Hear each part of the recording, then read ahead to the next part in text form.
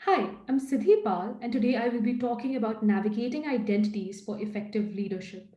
Just to make the topic of this webinar slightly less ambiguous, I will be talking about what are social identities and why do they matter, how are social identities related to leadership, and how one can effectively lead diverse teams with social identity awareness.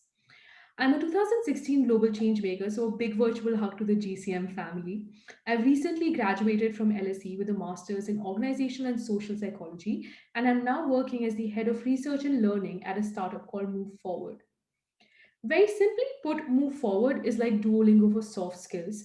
We have developed an app which uses artificial intelligence and micro challenges to make soft skill development habitual. We have a very diverse curriculum catered for young leaders. As you can see on the screen, we have modules on effective leadership, how one can communicate convincingly and clearly, about resilient leadership, which talks about how one can bounce back from tough situations, being an active and empathetic listener, and my favorite called Diversity Chief, which talks about how one can use their biases to their advantage.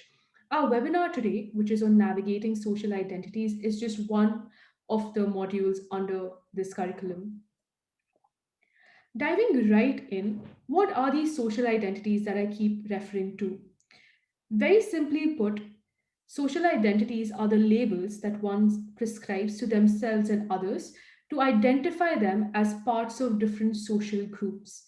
Now, there are different kinds of social identities, for example, the generation, your nationality, your gender identity, your sexual orientation, and many more. And I believe that we need to keep in mind the following 4 points to understand what kind of role social identity plays in our everyday lived experiences and how we can take action to bridge the discrimination that happens because of its effect on our everyday life. Now, social identities are dynamic, which means that there are different ways of acquiring social identity. There are a number of identities that we are born into, for example, our generation or our nationality. There's certain identities that we can choose, for example, our profession, and there's some that we have throughout our life. There's some that keep changing. There's some that are visible while others are not. Similarly, everybody has multiple identities, and the combination of these social identities actually matter.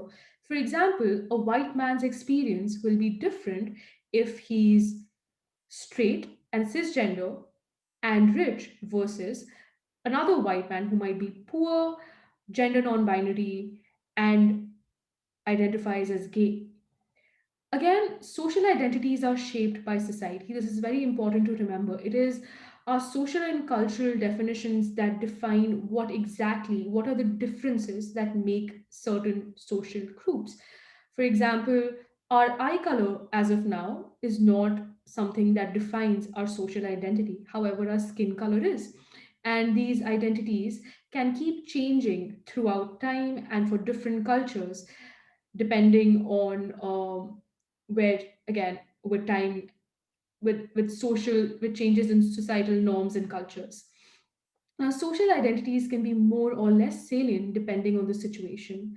To give a personal example here, my identity as an Indian didn't really matter much to me when I was living in India, but when I came to the UK for my master's, I think it became a very integral part of my social identity expression in everyday life and impacted my lived experiences more than it did back home. So, in that way, our the priority we give to certain social identities can keep changing in different times of our lives.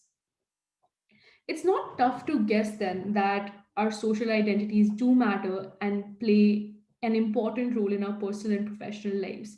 We know that identity is related to power and privilege, and it's important to be aware of the power and privilege or the lack thereof that comes with our social identities. Again, code switching comes at a cost. Code switching is what a lot of employees have to resort to in order to match up to the standards that have been set in certain organizations that have been made depending on the dominant social identities in the work environment. So this has a very big impact on a lot of employees that might be coming from marginalized social identities, because they might not be able to bring their authentic selves to work. Again, they have to put in a lot of effort to code switch and match up to the standards that haven't been, created, keeping them in mind in the first place. This is a very big reason why, for example, a lot of people of color decide to leave positions or leadership or are never given promotions. Again, marginal identities can be a strength because they provide a lot of people with a different perspective. And coming from a marginalized identity makes it very clear to people the injustices that are going on in our organizational cultures, etc. And when we put this knowledge to good use, it can actually become a strength. Lastly, it's important that we acknowledge and the differences that are there in our teams, and the privilege and how it varies among our team members, and make it a part of bridging the gaps instead of ignoring them completely. Here's a really short thought exercise for you all. You can have a pen or paper, or just think about it for a minute and try and list as many of your social identities as you can. There are different social identities that you could consider, such as race, gender, ethnicity, religion, your occupation, nationality. Just take 30 seconds and think about different social identities that you might have.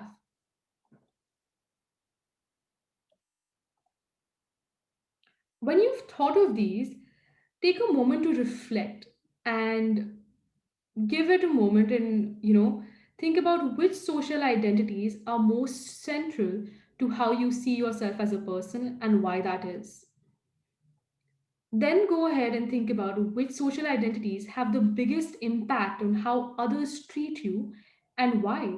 And does your answer change depending on your context, for example, at work, at home, or with your friends?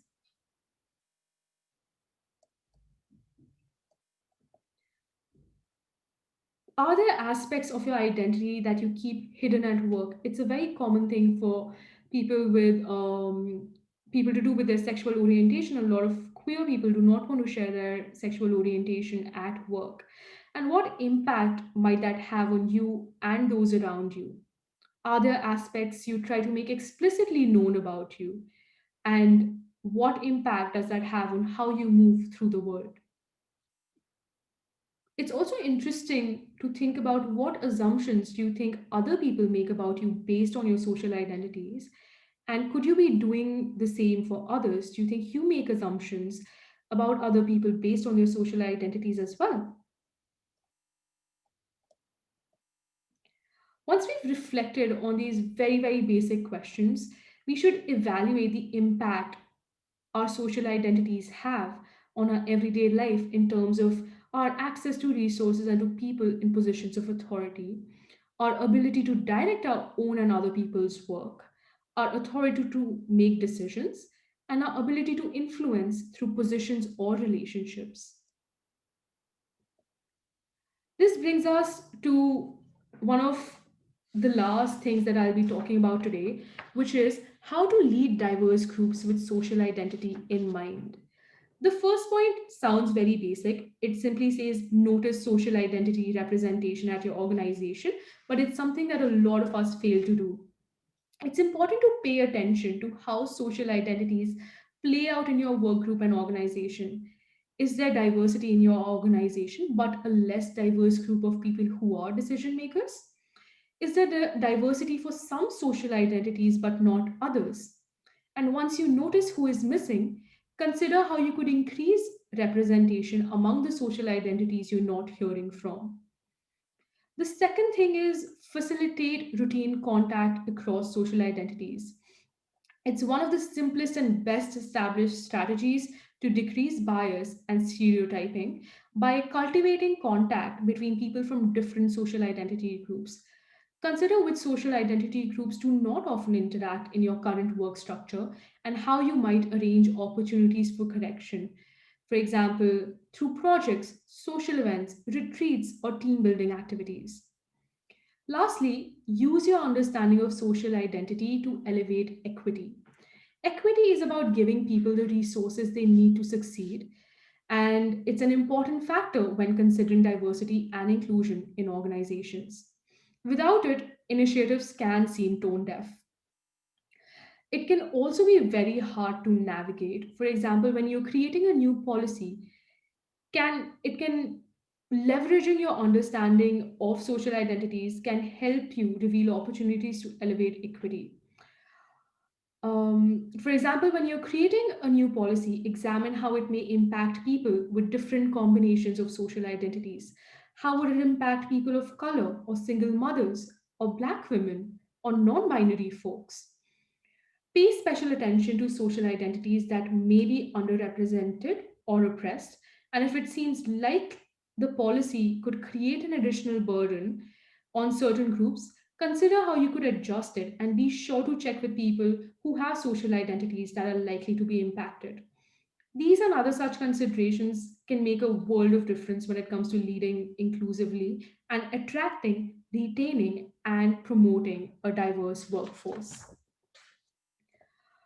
Lastly, if you found this webinar interesting, I would encourage you to scan this QR code on the screen right now and check out our Move Forward app, because we have a lot of other interesting modules that you might find helpful. And yeah, give it a scan and check it out. And we'd love to hear your feedback. Thank you so much.